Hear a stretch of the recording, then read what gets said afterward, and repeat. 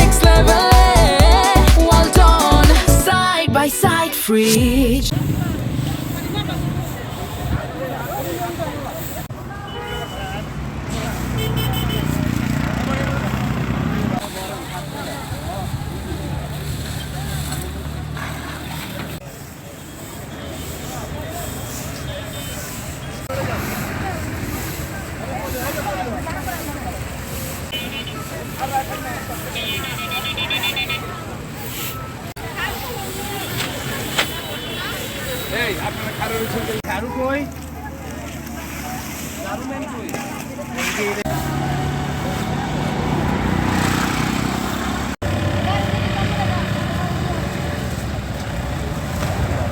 গতকালকে দেশনায়ক জনাব তারেক রহমান স্বদেশ প্রত্যাবর্তন করেছেন।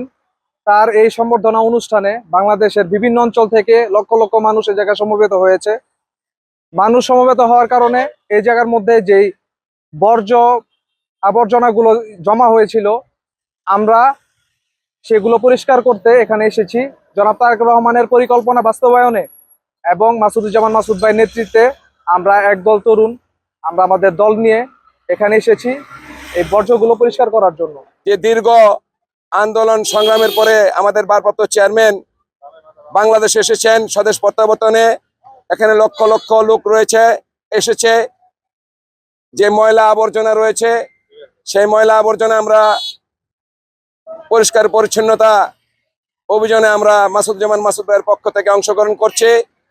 আমাদের ঢাকা মহানগরের নেতৃবৃন্দ, আমাদের আমিনুল ইসলাম ভাই এর নেতৃত্বে যে পরিষ্কার পরিচ্ছন্নতা অভিযান চলছে, কাজ করছে, সর্বত্র ময়লা আবর্জনা পরিষ্কার পরিচ্ছন্নতায় তার প্রতি একাত্মতা ঘোষণা করে মাসুদুজ্জামান মাসুদ ভাই নারায়ণগঞ্জ ৫ আসনের মনোনীত ধানের শীষের প্রার্থী।